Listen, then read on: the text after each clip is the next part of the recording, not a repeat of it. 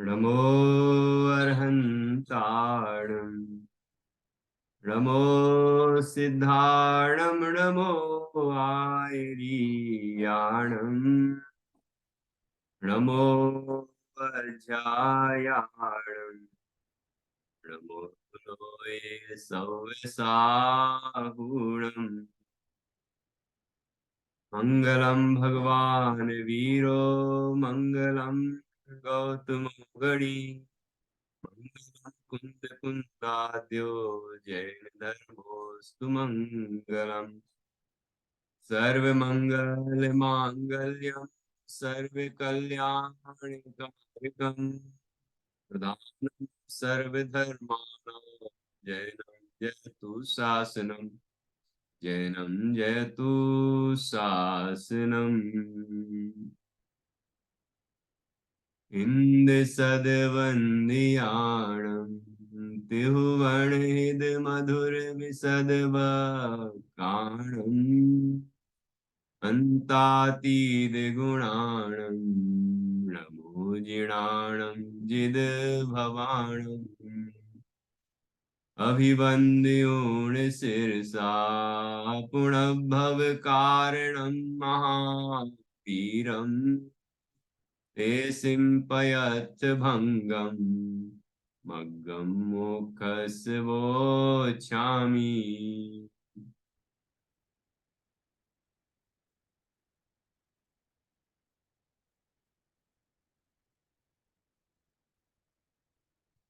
आचार्य श्री कुंद कुंद देव द्वारा रचित यह पंचास्तिकाय संग्रह परमागम है। आज हम इस ग्रंथ को सानंद पूर्ण कर रहे हैं।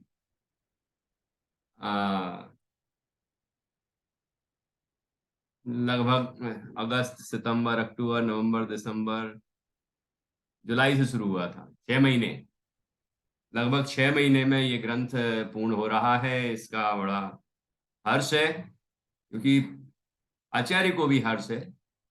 आचार्य ने भी 173वीं गाथा में अपनी प्रतिज्ञा पूर्ण होने पर प्रसन्नता प्रकट की है। और कल हमने पढ़ा था कि प्रवचन को की भक्ति से प्रेरित ऐसे मैंने मार्ग की प्रभावना के हेतु प्रवचन के सारभूत पंचास्तिकाय संग्रह सूत्र कहा। तो इस तरह से आचार्य ने ग्रंथ की पूर्णता की सूचना दी कि जो हमने प्रतिज्ञा की थी प्रारंभ में वो पूर्ण हो गया है, वो कार्य। तो इस बात की प्रसन्नता तो होती ही है, और हमें भी प्रसन्नता है कि ये ग्रंथ सानंद पूर्ण हो रहा है। और इस ग्रंथ में हमने मुख्य रूप से आचार्य अमृतचंद स्वामी ने जो इस ग्रंथ का विभाजन किया है वो 2 भागों में बांटा है। पहला प्रथम श्रुति स्कंद और दूसरा द्वितीय श्रुति स्कंद। बस 2 ही इसमें स्कंद हैं, महाधिकार हैं। इसमें पहला श्रुति स्कंद षड्द्रव्य पंचास्तिकाय वर्णन रूप है। इसको पंचास्तिकाय वर्णन कहा है। और दूसरा जो अधिकार है वह नव पदार्थ पूर्वक मोक्ष मार्ग प्रपंच अधिकार। ठीक है। तो जयसेन स्वामी ने इसको 3 भागों में बांटा। पहला तो वही है षड्द्रव्य पंचास्तिका वर्णन। दूसरा नव पदार्थ का स्वरूप, नव पदार्थ का स्वरूप बताया इसमें। और तीसरे में मोक्ष मार्ग जो प्रपंच वर्णन कहा, तो वह मोक्ष मार्ग सूचिका चूलिका, जिसको आचार्य अमृतसेन स्वामी ने चूलिका कहा। और उसको पहले ही द्वितीय श्रुत स्कंद में ही शामिल किया। उसे विषय अलग होने की दृष्टि से, विशेष होने की दृष्टि से आचार्य जयसेन स्वामी ने तीसरा महाधिकार कहा, जिसे कहा मोक्ष मार्ग अधिकार। तो इस तरह से ये तीन तीन अधिकारों में यह ग्रंथ विभाजित है। इसमें हमने पंचास्तिकाय का पहले सामान्य स्वरूप समझा, सद्रव्य का सामान्य स्वरूप समझा, फिर सद्रव्य और पंचास्तिकाय का विशेष स्वरूप समझा। उसके बाद फिर अगले अधिकार में नव पदार्थों का स्वरूप समझा, नव पदार्थों में 7 तत्व भी आ गए। फिर उसके बाद तीसरा अधिकार जो है इसमें मोक्ष मार्ग का स्वरूप समझा, निश्चय से मोक्ष मार्ग कैसा है, व्यवहार से कैसा है। निरूपण की अपेक्षा 2 तरह का है, वस्तुतः तो मार्ग एक ही है। और साधक जीव जब यथार्थ मार्ग में, साक्षात मोक्ष मार्ग में प्रवर्तन करता है, जिसे हम निश्चय मोक्ष मार्ग कहते हैं, तो साधक के जब स्वरूप में स्थिरता नहीं हो पाती तो अस्थिरता जन्य राग होता है। लेकिन वह अस्थिरता जन्य राग अशुभ अशुभ से बचने रूप होता है। अशुभ से बचने के लिए वह मुनिराज महाव्रत आदि का, तप का पालन करते हैं, तो उनके परिणाम शुभ होते हैं। व्यवहार सम्यक दर्शन, व्यवहार सम्यक ज्ञान, व्यवहार सम्यक चारित्र के विकल्प शुभ विकल्प होते हैं, उनको अरहंत आदि की भक्ति के विकल्प होते हैं। तो इसे हम व्यवहार मोक्ष मार्ग कहते हैं। और साधक दशा में ये दोनों ही होते हैं, दोनों तरह के परिणाम होते हैं। अर्थात शुद्धात्माश्रित वीतराग भाव भी होता है, और जितनी अस्थिरता है तजन्य ये अरहंत आदि की भक्ति आदि रूप और भेद रत्नत्रय रूप शुभ भाव भी होते हैं। तो इसे ही साधक दशा कहते हैं। कोई कहे कि केवल व्यवहार मोक्ष मार्ग ही होता है साधक दशा में, तो गलत है। कोई कहे निश्चय मोक्ष मार्ग ही होता है, तो भी गलत है। निश्चय मोक्ष मार्ग के साथ व्यवहार मोक्ष मार्ग भी होता है। ठीक है। अब वो किस तरह होता है?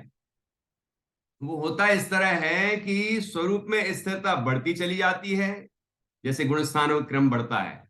स्वरूप में स्थिरता बढ़ती चली जाती है तो अस्थिरता घटती चली जाती है, तो वो शुभ विकल्प भी घटते चले जाते हैं। ठीक है। अर्थात व्यवहार मोक्ष मार्ग के जो विकल्प हैं वह धीरे धीरे कम होते जाते हैं, अभाव को प्राप्त होते जाते हैं, और शुद्ध रत्नत्रय, अभेद रत्नत्रय, अभिन्न साध्य साधन रूप जो निश्चय मोक्ष मार्ग है वो स्थिरता बढ़ती चली आती है, शुद्धि बढ़ती चली जाती है, अशुद्धि घटती चली जाती है। और एक समय ऐसा आता है कि 12वें गुण स्थान के प्रथम समय में अशुद्धि का पूर्ण अभाव हो जाता है, मोहिनी कर्म का क्षय हो जाता है, और पूर्ण वीतरागता प्रकट हो जाती है। ठीक है। तो ये अभेद रत्नत्रय पूर्ण हो जाता है, जिसको हम यथाख्यात चारित्र कहते हैं।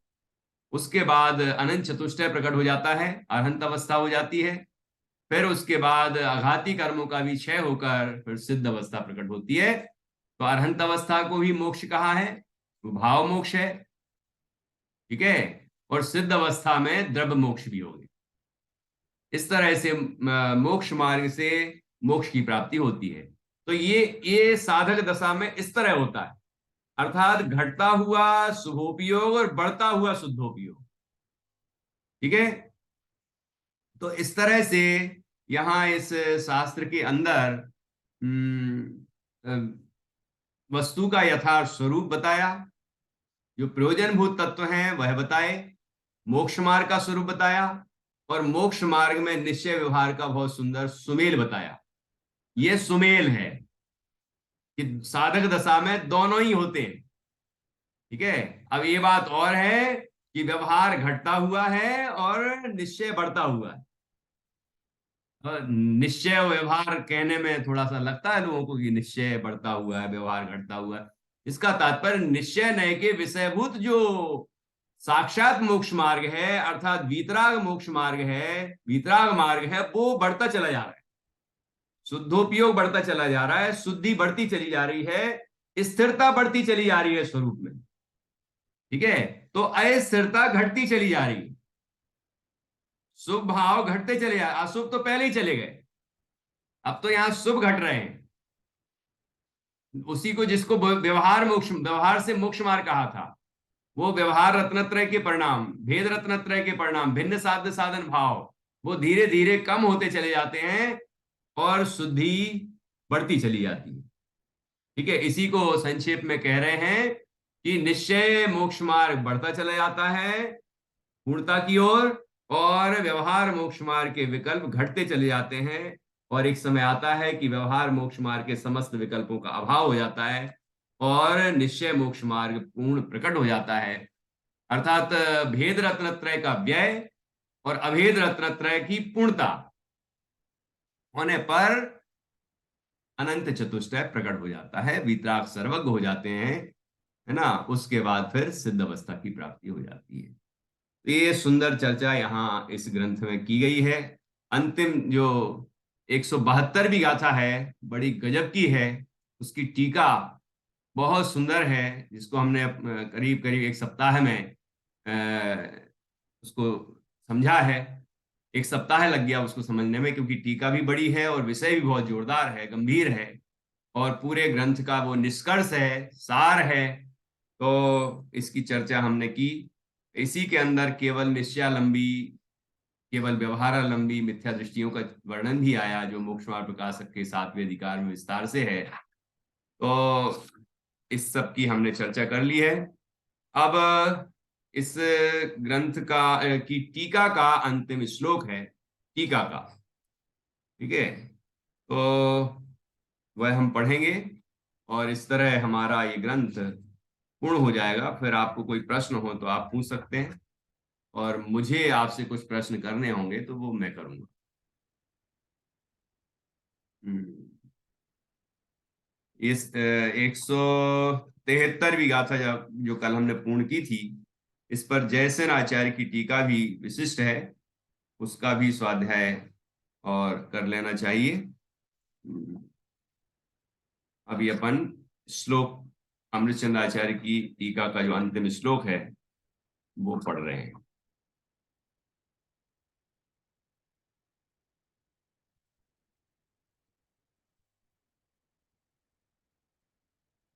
देखिए, लिखा है इति समय व्याख्यायाम नव पदार्थ पुरस्सर मोक्ष मार्ग प्रपंच वर्णनो द्वितीय श्रुत स्कंध समाप्त। लिखा है आचार्य अमृतचंद स्वामी ने दो ही श्रुत स्कंद माने, ठीक है। पहला अधिकार प्रथम श्रुत स्कंद, दूसरा अधिकार द्वितीय श्रुत स्कंद। पढ़ते हैं। स्वशक्ति संसूचित वस्तु तत्वैर, रा तक पढ़ेंगे आप। व्याख्या कृतेयम समयस्य शब्दै स्वरूप गुप्तस्य न किंचिदस्ति कर्तव्यमेवामृत चंद सूरे। स्वशक्ति स्वशक्ति संसूचित वस्तु तत्वैर व्याख्या कृतेयं समयस्य शब्दै स्वरूप गुप्तस्य न किंचिदस्ति कर्तव्यमेवामृत चंद सूरे। स्वशक्ति, अपनी शक्ति, संसूचित, संसूचित अर्थात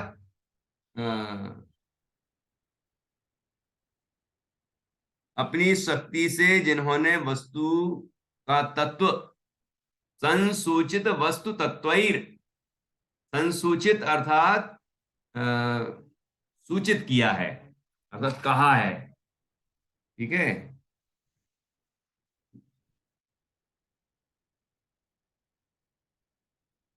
अपनी शक्ति से जिन्होंने वस्तु का तत्व भली भांति कहा है, ठीक है।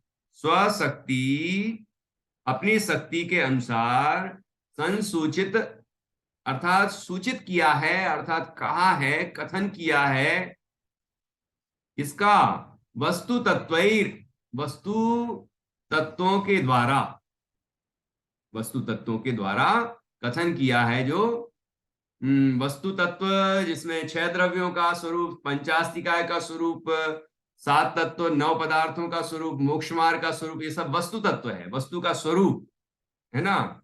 उसमें हम सभी जगह हैं। पंचास्तिकाय में शुद्ध जीवास्तिकाय, 6 द्रव्यों में शुद्ध जीव द्रव्य, 7 तत्वों में शुद्ध जीव तत्व, 9 पदार्थों में शुद्ध जीव पदार्थ, और उसकी श्रद्धा का नाम सम्यक दर्शन, उसके ज्ञान का नाम सम्यक ज्ञान, और उसमें लीनता का नाम सम्यक चारित्र, और उसकी पूर्णता होने पर मोक्ष।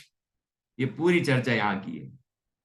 व्याख्या कृतेयम समयस्य शब्दई, व्याख्या अर्थात उसकी व्याख्या वस्तु तत्व के द्वारा व्याख्या कृते कृता इयम, यह मतलब यह है व्याख्या की गई है। इस टीका का नाम ही है समय व्याख्या।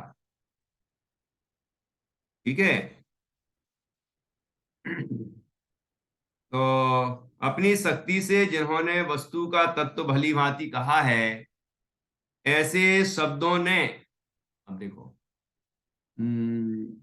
कृते इयम, कृता इयम की गई है यह समयस्य, समयस्य अर्थात समय की शब्द ही अर्थात शब्दों के द्वारा क्या व्याख्या, व्याख्या की गई है। इसके द्वारा व्याख्या की गई है, शब्दों के द्वारा व्याख्या की गई है। ऐसे शब्दों ने यह समय की व्याख्या की है। क्या कहना चाह रहे आचार्य कि मैंने की है ऐसा कह रहे हैं, ये शब्दों ने की है ऐसा कह रहे हैं। ये अपनी शक्ति के, अपनी शक्ति से, तो ये अपनी शक्ति आचार्य अपनी शक्ति बता रहे हैं कि शब्दों की शक्ति बता रहे हैं, जिसको ऊपर कहा था शब्द ब्रह्म, कहा था कि नहीं, शब्द ब्रह्म शब्द का प्रयोग किया था, है ना। तो ये 172 नंबर की गाथा में आखिरी पंक्ति आई थी, उसमें शब्द ब्रह्म कहा था। ठीक है ना। तो शब्द, शब्द ब्रह्म के शाश्वत फल के भोक्ता होते हैं, अर्थात निर्माण सुख के भोक्ता होते हैं। तो शब्द ब्रह्म की चर्चा की थी। शुरुआत की भी दूसरी गाथा में शब्द ब्रह्म समय शब्द से कहा था आगम, और उसकी भी स्तुति की थी। ठीक है ना। और ऐसी वहां पर बड़ी सुंदर चर्चा आई थी, शब्द समय, अर्थ समय और ज्ञान समय की चर्चा आई थी। ठीक है ना। तो यहाँ कह रहे हैं कि शब्दों के द्वारा, शब्दों ने अपनी शक्ति से वस्तु तत्व की, वस्तु तत्व, अपनी शक्ति से जिन्होंने वस्तु का तत्व भली भांति कहा है, ऐसे शब्दों ने, ऐसे शब्दों ने यह समय की व्याख्या की है। ठीक है ना, यह समय की व्याख्या की है। अर्थ समय का व्याख्यान अथवा पंचास्ति का संग्रह शास्त्र की टीका की है। पर अमृतचंद्र आचार्य ने क्या किया, स्वरूप गुप्त न किंचिदस्ति कर्तव्यमेवामृत चंद सूरे। अमृतचंद सूरी ने, अर्थात अमृतचंद आचार्य ने, सूरी शब्द आचार्य के लिए प्रयोग होता है। अमृतचंद्र आचार्य ने क्या किया, वो तो स्वरूप गुप्त है, स्वरूप में गुप्त रहने वाले हैं, अपने स्वरूप की साधना करने वाले हैं, है ना। तो आचार्य अमृतचंद कहते हैं अमृतचंद तो स्वरूप गुप्त है ना, उनके द्वारा न किंचित अस्ति, कुछ भी नहीं है, क्या कर्तव्यम एव, कोई भी कर्तव्य नहीं है, अर्थात कुछ भी करने योग्य अमृतचंद्र के लिए कुछ भी करने योग्य नहीं है। अमृतचंद्र आचार्य कहते हैं कि मैंने कुछ नहीं किया, मैं तो स्वरूप गुप्त रहा, ठीक है, अपने स्वरूप की साधना करता रहा, शब्दों के द्वारा यह व्याख्या हुई है। ये देखो एक एक अक्षर, मेरे ख्याल से पुरुषार्थ सिद्धि उपाय के आखिरी में आचार्य ने कहा कि वर्णों से मिलके शब्द बन गए, शब्दों से मिलके वाक्य बन गए, वाक्यों से मिलके शास्त्र बन गया, और शास्त्रों के द्वारा ये वस्तु स्वरूप कहा गया। तो मैंने क्या किया, कि अमृतचंद ने कुछ भी नहीं किया। ऐसी आचार्य अमृतचंद स्वामी की अकर्तृत्व बुद्धि है, निरभिमानता है। ये जैनाचार्यों में ही ऐसी विशेषता देखी जाती है। मतलब नाम भी मात्र लिख देते हैं, यही बड़ी बात है। बाकी अपना कर्तृत्व तो ग्रहण ही नहीं करते कि मैंने किया। आज तो ये स्थिति है कि कोई विद्वान हो या कोई भी अ, संत हो, एक पंक्ति यदि लिख दें तो अपना नाम नीचे जरूर लिखेंगे कि मैंने लिखा, ये वाक्य मेरा है ना। भले वो कहीं से पढ़ा हो और उसमें से निकला हो, लेकिन ये मेरा है, मेरा कहा हुआ है। तो ये ऐसी स्थिति बनती जा रही है। और यहाँ संतों की, जो वीतरागी संत हैं, उनकी देखिए कैसी गजब की परिणति है, जो हम सबको सीखने लायक है। ठीक है, वो यह है कि शब्दों के द्वारा ये समय की व्याख्या की गई है। शब्दों ने अपनी शक्ति से ये समय व्याख्या की है। ये वस्तु के स्वरूप का वर्णन किया है। यह समय समय पंचाशिका संग्रह की गाथा सूत्रों का व्याख्यान किया है। अमृतचंद्र सूरी ने तो कुछ भी नहीं किया, उनका कोई कर्तव्य ही नहीं रहा कि मैं क्या करूं। मेरे लिए कुछ करने योग्य काम ही नहीं था, क्योंकि शब्द तो पुद्गल हैं। पंडित टोडरमल जी साहब ने भी लिखा है कि शब्द तो पुद्गल हैं। वो पुद्गलों से ये शास्त्र की रचना हुई। मैं तो जीव हूं, है ना, मेरा उसमें क्या कर्तृत्व। जीव पुद्गल के कार्य नहीं कर सकता, तो इन शब्दों की रचना या शास्त्र की रचना ये जीव कैसे कर सकता है। इसलिए अ, मैंने किया है ऐसा मत विचार करना, है ना। तो ऐसे अलग अलग स्थानों पर अलग अलग आचार्यों ने अपने निराभिमानता का प्रदर्शन किया है, अपने अकर्तृत्व की भावना प्रकट की है। ऐसे यहाँ भी आचार्य अमृतचंद स्वामी ने ये पवित्र भाव व्यक्त किया है। देखिए नीचे इसका अन्वयार्थ है, श्लोकार्थ। सभी अपनी शक्ति से जिन्होंने वस्तु का तत्व अर्थात यथार्थ स्वरूप भली भांति कहा है, अच्छी तरह से कहा है, ऐसे शब्दों ने यह समय की व्याख्या अर्थात अर्थ समय का व्याख्यान, ये शब्द समय तो वो अर्थ समय जो कहा गया है, अथवा पंचाशिका संग्रह शास्त्र की टीका की है। स्वरूप गुप्त अर्थात अमूर्तिक ज्ञान मात्र स्वरूप में गुप्त लीन रहने वाले, है ना, अमृतचंद सूरी का उसमें किंचित भी कर्तव्य नहीं है। इस तरह से अकर्तृत्व की भावना आचार्य अमृतचंद स्वामी ने इस ग्रंथ की टीका के अंत में की। इस प्रकार इति पंचाशिकाय संग्रहाविधानस्य समयस्य व्याख्या समाप्ता, ये टीका की समाप्ति की सूचना है। इस प्रकार श्रीमद् भगवत कुंद कुंदाचार्य देव प्रणीत श्री पंचाशिका संग्रह नामक समय की अर्थात शास्त्र की, समय शब्द शास्त्र के लिए भी आया था दूसरी गाथा में, श्रीमद् अमृतचंद आचार्य देव विरचित समय व्याख्या नाम की टीका के श्री हिम्मतलाल जेठालाल शाह कृत गुजराती अनुवाद का हिंदी रूपांतर समाप्त हुआ। पहले ये संस्कृत से गुजराती में अनुवाद हुआ और उसके बाद फिर अनुवादकार ने हिंदी में अनुवाद किया है। ठीक है ना। और इसके हिंदी अनुवादक का नाम भी प्रारंभ में, ग्रंथ के प्रारंभ में आया है।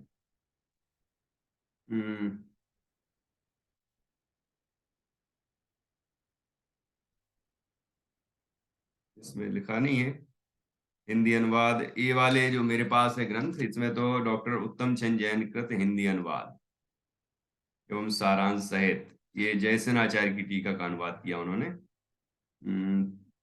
ठीक है। और ये जो पीडीएफ है, इसके अनुवादक और कोई होंगे, प्रारंभ में लिखा होगा। हाँ निधि जी, आपके ग्रंथ में क्या लिखा है? जी यहाँ लिखा है आचार्य अमृतचंद्र कृत समय व्याख्या नामक संस्कृत टीका के पंडित हिम्मतलाल जेठालाल शाह कृत गुजराती अनुवाद का श्री मगनलाल जैन के हिंदी अनुवाद सहित। हाँ, ये पुरानी बुक है लाल हमारी। जैन, बिल्कुल ठीक। मगन लाल जैन, वो नाम याद नहीं आ रहा था मुझे। मगन लाल जैन ने इसका हिंदी अनुवाद किया है।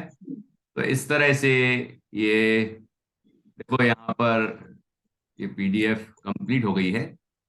हाँ, और इसमें कितनी खुशी होती है जब अपन ग्रंथ पूरा कर लेते हैं, है ना। यहाँ देखो, यहाँ भी लिखा होगा। जो आपने बोला है वो यहाँ लिखा है, देखिए। मगन लाल जैन, ठीक है ना। तो ऐसे और भी अनेक लोगों ने अनुवाद किए होंगे, है ना। अनुवाद अलग अलग विद्वान कर सकते हैं, लेकिन जो मूल है प्राकृत गाथा और संस्कृत टीका, वह तो वही रहेगी, ठीक है ना। तो हमने बीच बीच में जहाँ आवश्यकता लगी, संस्कृत भी देखी, दूसरे ग्रंथ की टीकाओं से ही मिलान किया। कहीं कोई स्पेलिंग मिस्टेक्स हो रही थी तो उसको भी ठीक करते हुए हमने पढ़ा, है ना। तो इस तरह से छोटी मोटी कोई वर्तनीकृत अशुद्धि हो जाए, मतलब कंप्यूटराइज हो रहा है, टाइपिंग वगैरह होती है, कभी कभी कोई एकाध होना तो नहीं चाहिए, है ना। लेकिन कदाचित हो जाती है, तो उससे ऐसा नहीं समझना चाहिए कि इस शास्त्र में ऐसा आया तो ये पढ़ने योग्य नहीं है, या पता नहीं कौन कौन सी बातें लोग करने लग जाते हैं। तो इस तरह नहीं सोचना चाहिए कि ये स्पेलिंग मिस्टेक तो हो ही सकती है। तो हमें क्या करना चाहिए कि अन्य ग्रंथ से मिलान करके, अन्य जो प्रतियां होती हैं, अन्य जगह के प्रकाशन होते हैं, उससे मिलान करके उसको शुद्ध कर लेना चाहिए, इतना करना चाहिए, ठीक है ना। क्योंकि छदमस्त हैं, छदमस्तों से ये भूल हो सकती है, ठीक है।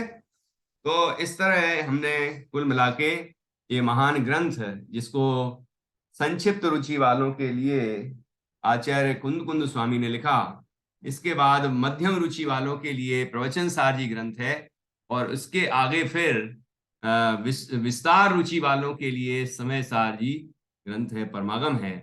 ऐसे ऐसे समय सार परमागम का भी आप लोगों ने स्वाध्याय किया ही होगा, है ना, सभी ने किया है समय सार जी का। हाँ, चलिए, बहुत अच्छा। अच्छा, नित्या ने भी किया है? नहीं किया? थोड़ा बहुत सुना होगा, कोई कोई गाथाएं। तो याद ही नहीं, सुना भी नहीं है। कोई भी गाथा नहीं सुनी समय सार जी की? मंगलाचरण की, मंगलाचरण की गाथा तो सुनाओ।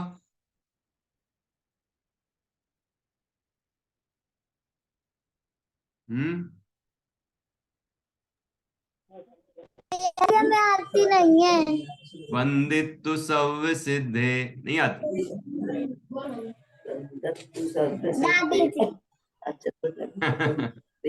चलो, ठीक है, ठीक, कोई बात नहीं।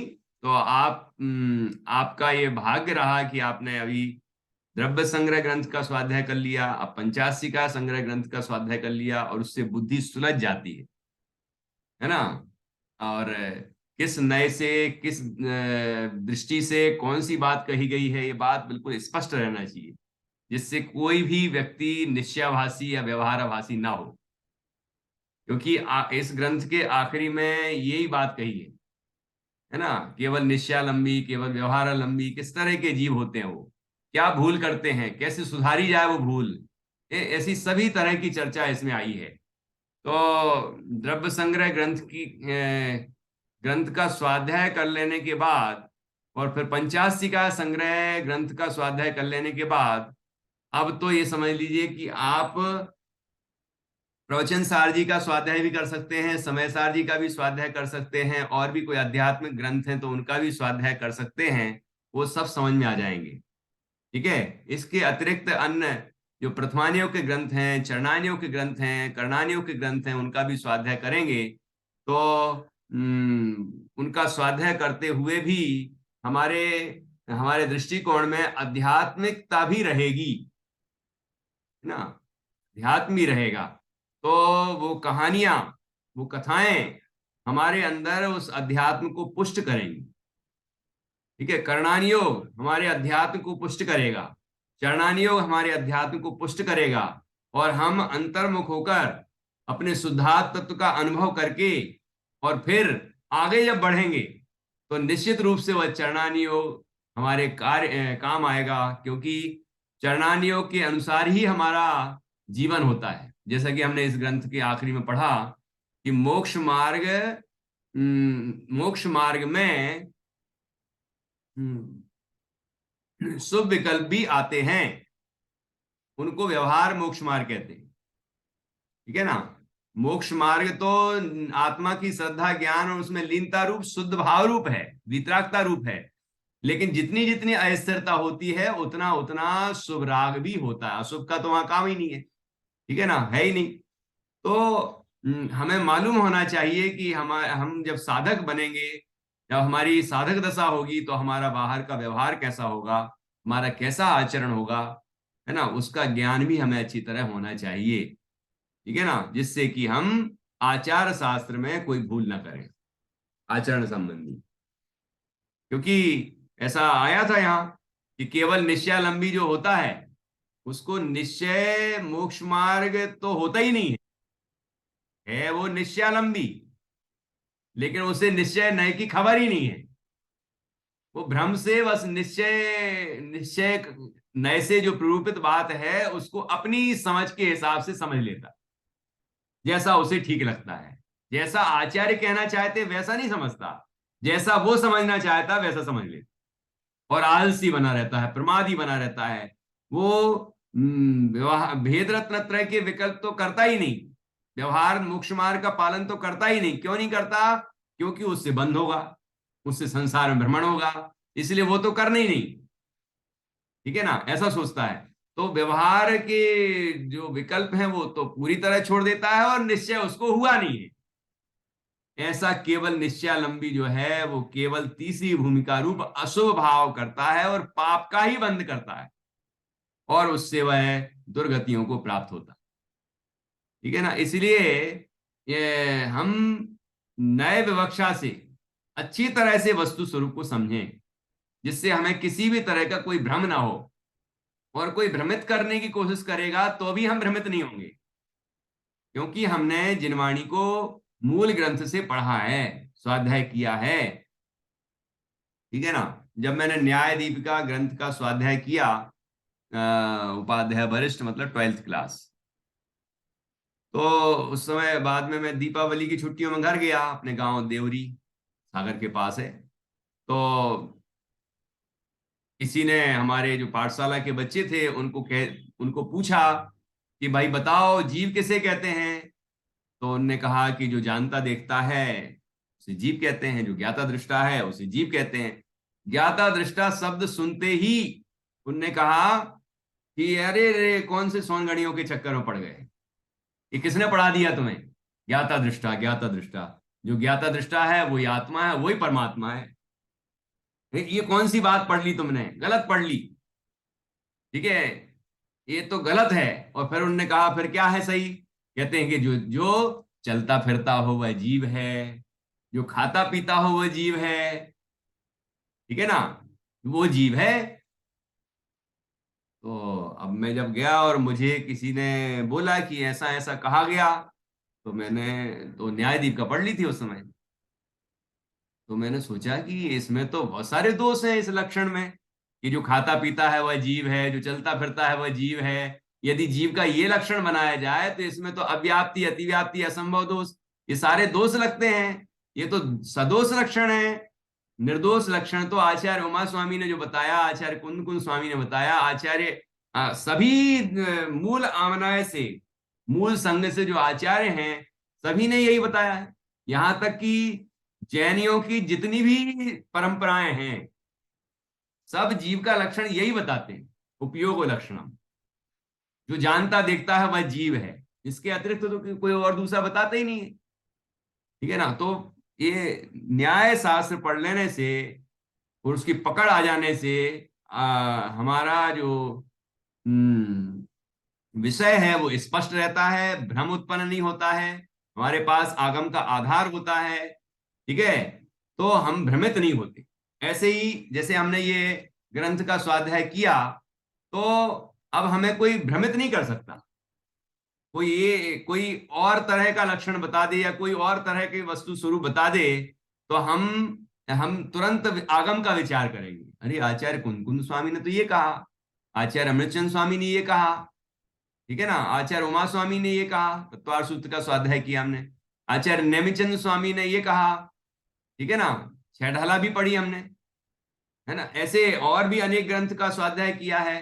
तो उससे हम मिलान करके और अपनी बात को और पुष्ट कर लेंगे कि नहीं नहीं बात तो ऐसी ही है, और फिर अनुभव करके देख लो ना, ज्यादा दिक्कत की क्या जरूरत है, कि मैं प्रति समय जानता देखता ही तो हूं, ठीक है, जिस समय हम बोल रहे हैं उस समय भी जान रहे हैं, ये हमारा काम है।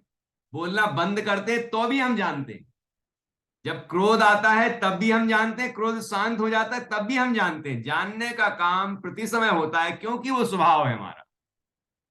तो ऐसे हम जब वस्तु के स्वरूप को अच्छी तरह से जिनवाणी के माध्यम से पढ़ते हैं और मूल ग्रंथों से पढ़ते हैं, समझते हैं, तो फिर कोई भ्रमित होने की गुंजाइश नहीं रहती। हमारा जितना भी ज्ञान हो दुरुस्त हो, पक्का हो, अच्छी तरह से हम सीखें, अच्छी तरह से हम समझें, जिससे कि हम भ्रमित नहीं हो, और जो हमने ज्ञान प्राप्त किया उसका अंतर में प्रयोग करके वह भेद विज्ञान हम अंदर में प्रकट करें, वह अभेद रत्नत्रय अंदर में प्रकट करें, वो मोक्ष मार्ग अंदर में प्रकट करें, जिससे कि हम मोक्ष की प्राप्ति कर सकें। ऐसी सुंदर बात इस ग्रंथ के माध्यम से हम सब ने पढ़ी। अब मैं आप लोगों से भी सुनना चाहूंगा कि आप लोगों ने क्या क्या विशेष बात इसमें से सीखी है, ठीक है ना, कौन सी बात जो और ग्रंथ में नहीं आई वो इस ग्रंथ में आई है, कौन सी चर्चा यहाँ पर विशेष आई है जिससे आपको इस ग्रंथ की विशेष महिमा आए, तो वह बात भी आपसे हमें सुनना है, ठीक है ना। तो और क्या क्या आपने विशेष उपलब्धि की पूरी कक्षा के माध्यम से, लगभग 6 महीने हो गए इस ग्रंथ के लिए, तो 200